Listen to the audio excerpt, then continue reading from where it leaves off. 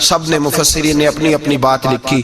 میرے استاذ گرامی یہاں فرمایا کرتے تھے، بھائی اگر تو دنیا میں اپنے بیٹے کو دھوپ میں بیٹھا دیکھے تو تیرا دل پھٹ جاتا ہے، یہ دھوپ میں کیوں بیٹھا ہے؟ اس کو شرک سے بچا، شرک اکبر سے بھی بچا، اصغر سے بھی بچا، خفی اور جلی دونوں قسم کے شرک سے بچا۔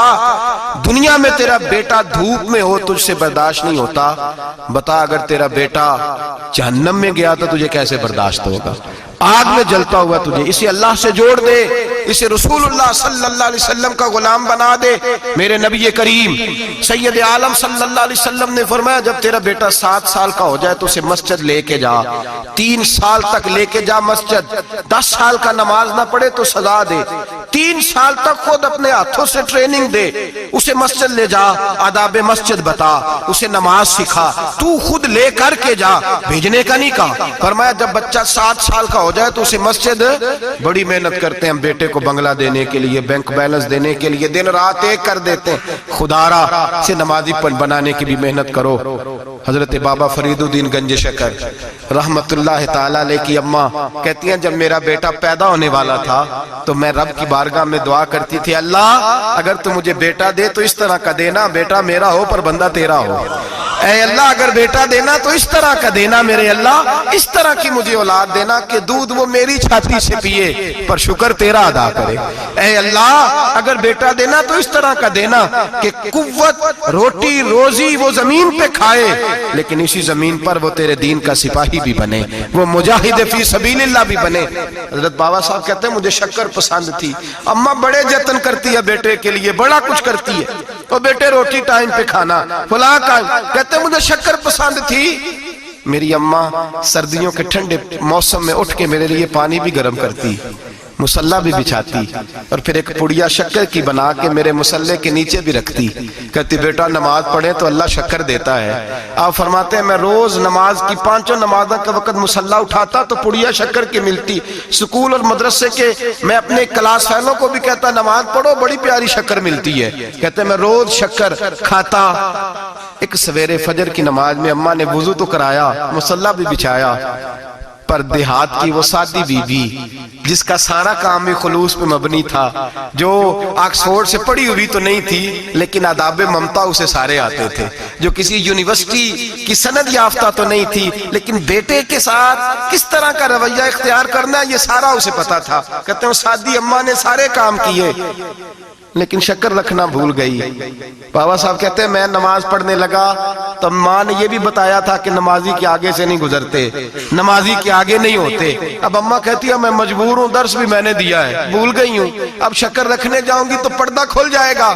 ایک کونے میں لگ کے ماں روئی، بیٹے کی شفا کے لیے نہیں، بیٹے کی نوکری کے لیے نہیں، بیٹے کے اچھے مستقبل کے لیے نہیں، ماں روئی آنسو بہے تو کہتی کیا ہے، اے اللہ میں اسے اپنے آگے جھکانے کو جتن تھوڑی کرتی تھی، تیرا بنانے کا جتن کرتی تھی، اے اللہ مہربانی فرما میری پردے داری کر، اگر راز کھل گیا تو میرا فرید نماز نہ چھوڑ جائے۔ بابا صاحب کہتے ہیں اماں تڑپتی رہی اور میں نے نماز پڑھ کے مصلی اٹھایا، پہلے پڑیا ہوتی تھی اب تو پورا دریا شکر کا بہ رہا ہے۔ فرماتے ہیں میں نے وہ اٹھائی شکر کھائی اور میں نے چیخ کے کہا اماں جلدی آج بڑی لذیذ ہے، آج شکر کوئی انوکھی ہے، اور آج تو کمال شکر دی ہے میرے اللہ نے، ایک پڑیا کی جگہ پورا دریا بہ رہا ہے۔ بابا صاحب رحمت اللہ علیہ فرماتے ہیں میری اماں آئی اور میری اماں نے بازو کھولے تو ماں کی ممتا ہی بتاتی ہے کہ اللہ کی رحمت کس طرح کی ہوتی ہے۔ کہتے ہیں میں نے اماں کے سینے سے لگا تو اماں رو کے کہنے لگی بیٹے پہلے میں شکر دیتی تھی، آج شکر بنانے والے نے شکر عطا فرمائی ہے۔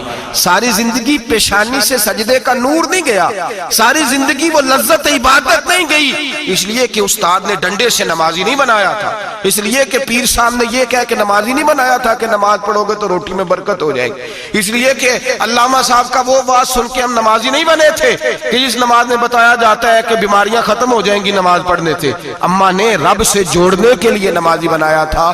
ساری زندگی بابا صاحب کہتے رہے اٹھ فریدہ ستیا، ਝਾੜੂ ਦੇ ਮਸੀਤ, ਚੱਲ ਹੁਣ ਉੱਠ ਫਰੀਦਾ ਸੁੱਤਿਆ, ਝਾੜੂ ਦੇ ਮਸੀਤ, ਉਹ ਤੂੰ ਸੁੱਤਾ है रब जागदा, तेरी डाढ़े नाल परीत। सारी जिंदगी नमाज का, नमाज की ट्रेनिंग देना, अपने बच्चों को अपने रब से जोड़ना, अपने बच्चों को अल्लाह के साथ उनका ताल्लुक बनाना, उनको रब वाला बनाना, उन्हें रसूल पाक का गुलाम बनाना, ये ड्यूटी है माँ बाप की।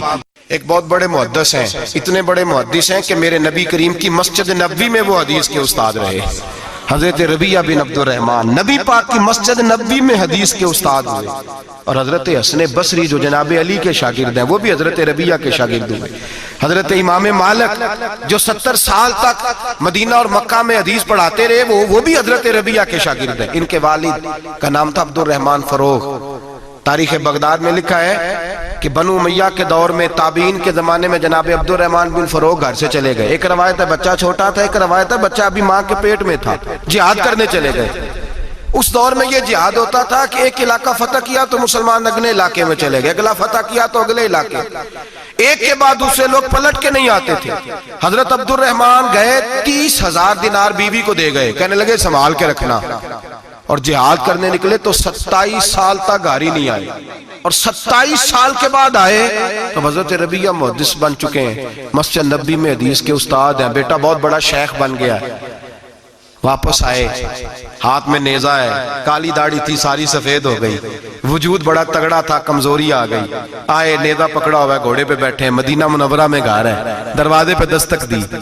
हजरत रबिया ने दरवाजा खोला, अंदर दाखिल होने लगे तो कहने लगे बाबा तू किधर घुसता आ रहा है, किधर? उसने कहा तू पीछे हट, तू मेरे मकान पे कब से कब्जा करके बैठा है। बात तेज होने लगी, आवाज थोड़ी बुजुर्गों की बुलंद होने लगी तो अंदर से जौजा ने सुन लिया, और दरवाजे की ओर से देखने लगी तो पहचान गई। कहने लगी रबिया पीछे हट जा, ये कोई गैर नहीं है, तेरे वालिद गिरामी है, ये तेरे वालिद हैं। अंदर आए, बाप बेटा मिले, असर की नमाज का वक्त हो गया, बड़ा रोए। 27 साल के बाद बाप लौटा, 27 साल के बाद बड़े रोए। नमाज का वक्त हुआ तो हजरत रबिया जल्दी से वुजू किया, मस्जिद नबवी शरीफ चले गए। जनाबे अब्दुर रहमान फरोग ने भी खाना वाना खाना था, खाना खाने बैठे तो हुक्म देखे शौहर क्या करता है। ये नहीं पूछा कि 27 साल हाल क्या रहा, पूछने लगे मैं तुझे 30,000 दिनार दे गया था, वो किधर है? तो ज़ौजा कहने लगी खाना खा लो, असर की नमाज पढ़ के आओ, फिर बताती हूँ पैसे कहाँ हैं, आपकी रकम बड़ी अच्छी जगह पे महफूज है। कहते मैं नमाज पढ़ने मस्जिद गया, असर की नमाज के बाद मेरे नबी पाक के मिंबर पर एक नौजवान बैठा है।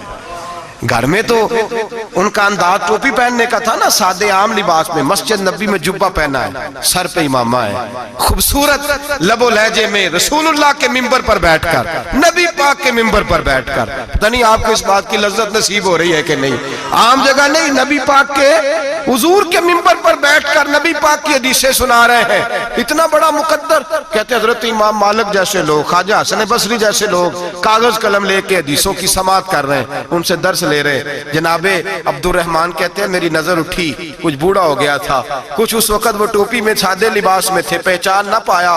एक शख्स से पूछा यार है तो जवान पर इसके चेहरे की नौरानियत मेरे दिल को भा गई है तो जवान पर इसका हदीसें बयान करने का अंदाज मेरी तबीयत को घायल कर गया।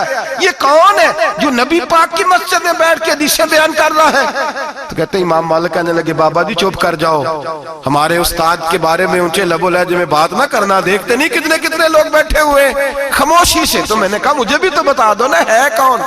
तो कहने लगे कोई अब्दुर रहमान फरोग नाम के बुजुर्ग हैं, ये उनके बेटे हैं, रबिया नाम है। कहते हैं जब लफ्ज कहे तो मेरे आंसू छलक के बाहर आए और मैं हुजूर की मस्जिद में गिर गया और रोने लगा कि यहाँ और मेरे रसूल पाक सैयद आलम सल्लल्लाहु अलैहि वसल्लम के मिंबर पर और मेरा बेटा। कहते मैं तड़प के घर गया और घर जाके मैंने अपनी बीवी को जब देखा तो मेरे आंसू निकल गए। मेरी बीवी समझ गई कि ये मेरे मुहद्दिस बेटे को देख आया है। कहते हैं बीवी रो के कहने लगी मैंने आपके 30,000 दिनार आपके बेटे को मुस्तफा करीम की हदीस का उस्ताद बनाने में खर्च कर दिए।